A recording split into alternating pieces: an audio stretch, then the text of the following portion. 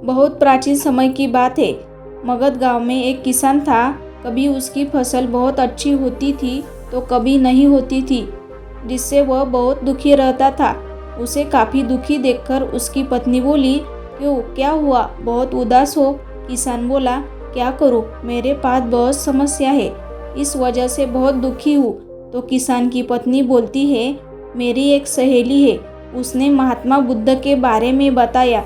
वो बोली, वे इतने चमत्कारी पुरुष है कि किसी भी समस्या मिनटों में दूर कर देते हैं।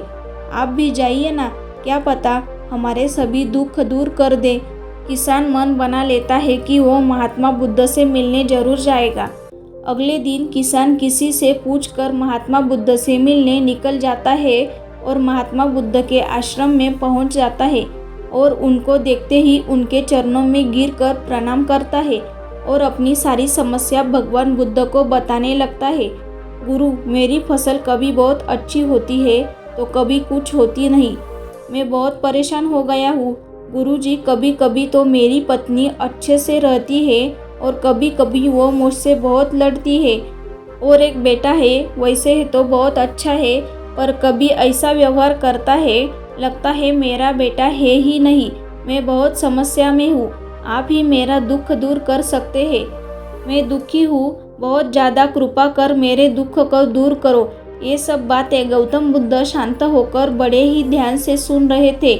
तब किसान बोला, गुरु, आप कुछ बोल क्यों नहीं रहे हो? मैं आपसे अपनी समस्या का समाधान पूछने आया हूँ और आप मौन है। गौतम बुद्ध बोले, ये थोड़ी ना कोई समस्या है, ये तो सबके साथ हो जाता है। कोई समस्या हो तो बताओ, छोटी मोटी दुख तो सबको है, तुमसे ज़्यादा हर कोई दुखी है। इसे तो जीवन कहते हैं, इसे समस्या थोड़ी कहते हैं।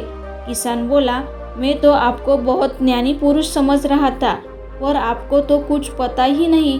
काहे का गुरु बने फिरते हो, जब किसी समस्या का समाधान ही नहीं है आपके पास? पता नहीं क्यों आप लोगों के भगवान बने फिरते हो, कुछ आता जाता है नहीं गुरु बने हो। इतना बोलकर किसान वहाँ से जाने लगा। जब गौतम बुद्ध कहते हैं, तुम्हारी इस समस्या का कोई समाधान नहीं है, पर जो दूसरी समस्या है उसका समाधान है। किसान ये बात सुनकर और गुस्से में होता है, बोलता है, जो समस्या लेकर आया हूँ उसका कोई उपाय नहीं बता पाए, अब दूसरी समस्या का समाधान बता रहे हो जो मुझे पता नहीं है। गौतम बुद्ध ने कहा, यही तो कारण है आपकी दुख का, आपको पता ही नहीं है कि किस बात से दुखी हूँ। कभी दूसरों को देखना, कितने दुखी लोग हैं। इस तरह धरती पर हमें बस कर्म करना चाहिए, फल की इच्छा नहीं करनी चाहिए। क्या तुमने कभी अपने आसपास के लोगों को देखा है, वो इंसान कितना दुखी है, या सिर्फ उसे को देखना है जो सुखी है, बस उसको लेकर तुम दुखी होते हो? कभी उससे पूछो तो वो भी बोलेगा मैं दुखी हूँ।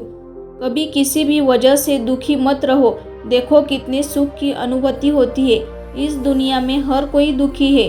अपने जिंदगी में मन में इच्छा की त्याग कर दो, जब तुम सुखी हो जाओगे, क्योंकि दुख तो लगे रहते हैं, वो समय के साथ अपना रास्ता बदल लेते हैं। बस उस दुख में घबराओ और सुख में बहुत ज़्यादा खुशी भी मत होना, अपने आप तुम्हारी समस्या खत्म हो जाएगी। किसान गुरु के चरणों में गिरकर रोने लगता है और बोलता है, आपने मेरी आंखें खोल दी, अब आपने मुझे सही मार्ग दिखाया है। भगवान, मैं अब संतुष्ट हूँ, आपकी बातों ने मेरा मन खोल दिया, मैं धन्य हो गया और अपनी की गई गलतियों को माफ़ी मांगने लगा।